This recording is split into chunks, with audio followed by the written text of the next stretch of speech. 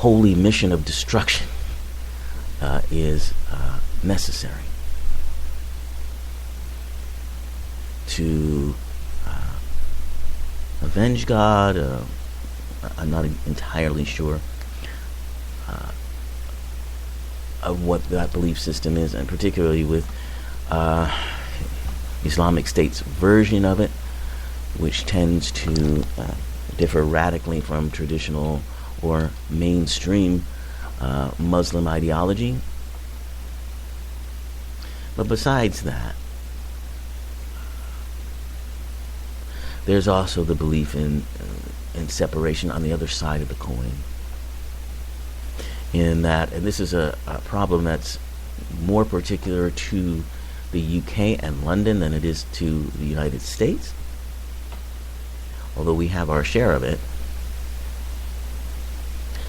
But the fact of the Muslim community, which is quite large in the UK, the exclusion that they feel, the isolation that they feel, the belief in separation, if you will, of UK, perhaps UK citizens, perhaps UK government, in not making efforts to include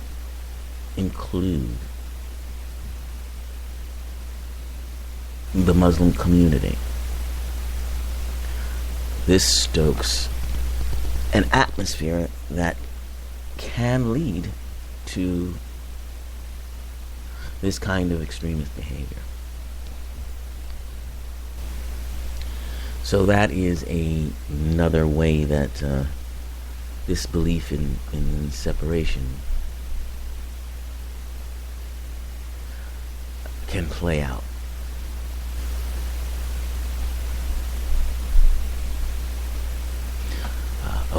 I've just been given the official Arabic definition of jihad, which literally means striving or struggling with a praiseworthy aim. It can mean a struggle against your own evil inclination, or it can mean a struggle toward a moral betterment of society, which apparently this is what Islamic State believes they are doing. And in Islamic law, it refers to armed struggle against unbelievers.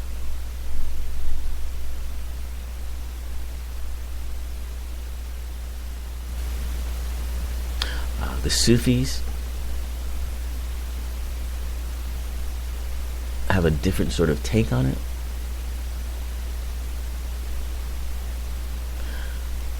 Their take on jihad is more of a spiritual and moral ideology.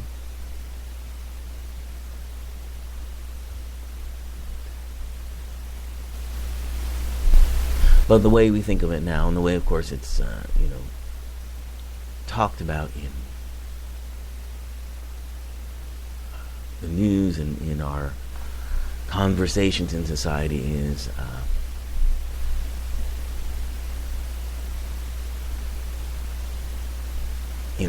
the militaristic aspect of it.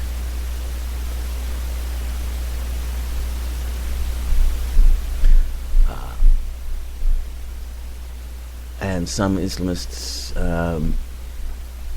embrace that, while others look at the more defensive and non-military aspects, the inner or greater jihad, which they call it, and that's the struggle against one's own base impulses. The struggle that maybe we all have of, trying to be better people. And then there is the external jihad. That's considered to be the lesser jihad.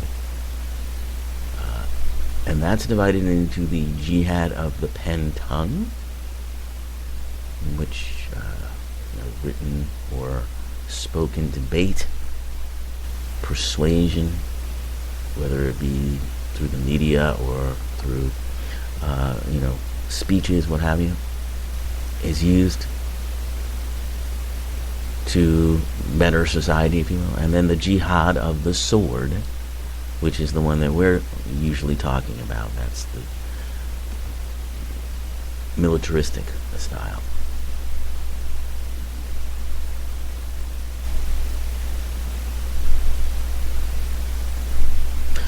Contemporary Muslim opinion tends to favor the inner jihad over the external jihad,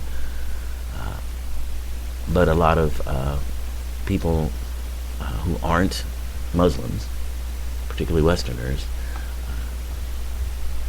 don't see that. I don't think they even understand that there is the idea of an inner jihad. But polling of Muslims reveals that there's a lot of nuance in the ideas of jihad. So unfortunately, there are those who will, take this and use this in ways that are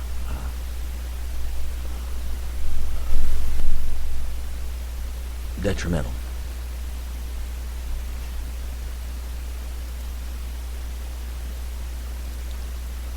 But again, that centers around the idea of, separation. That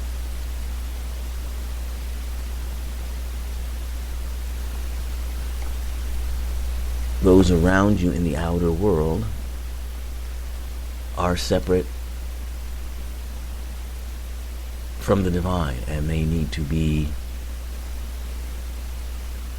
punished, perhaps, I don't know. Then there's the idea of, Muslims themselves being, not us, separate.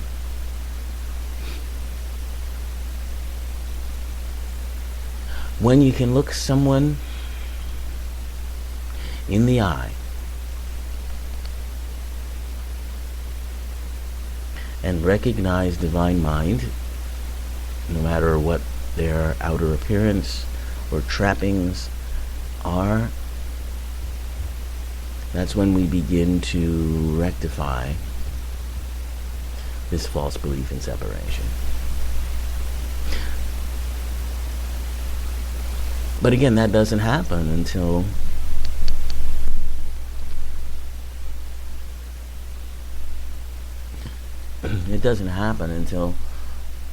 you have that understanding.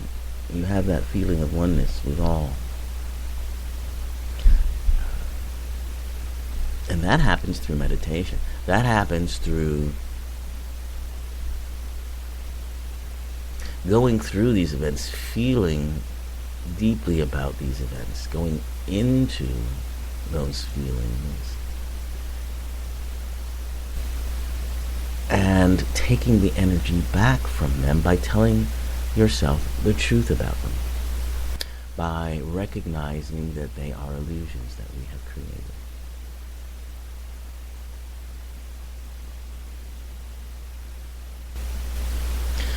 And if you can see death as being one of the great illusions,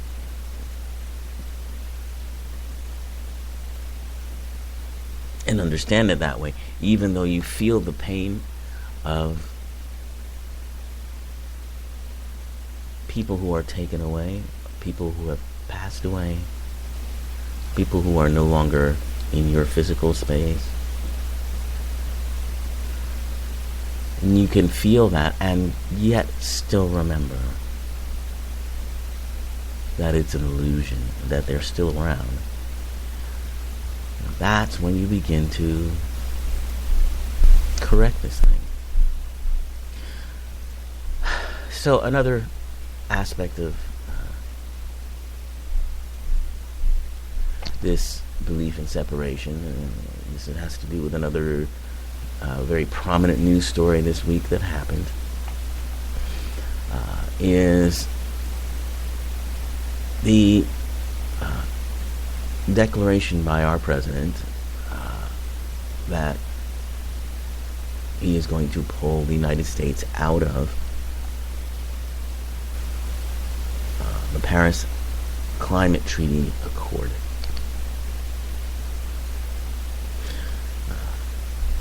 Again, citing that our interests are somehow separate from the interest of the rest of the world. That we are separate from the Europeans and everybody else who's concerned about climate change. And that not only are our interests separate, they're not compatible, and in fact that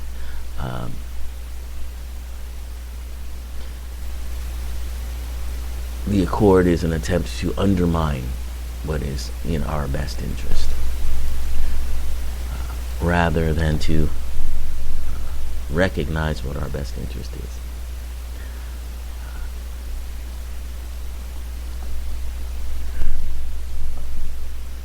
And what's heartening, and the change, and this is the change that I've talked about often, it's a change in consciousness. Because when consciousness changes, these debates, if you will, these contentious issues begin to resolve. Consciousness changed around the ideas of gay marriage. Not for everybody, of course. There's still those that find it reprehensible. But enough consciousness changed that allowed laws to change. And what's heartening here is what I'm seeing in response to the president's decision to pull out of the accord. From big business, from ExxonMobil, from governors,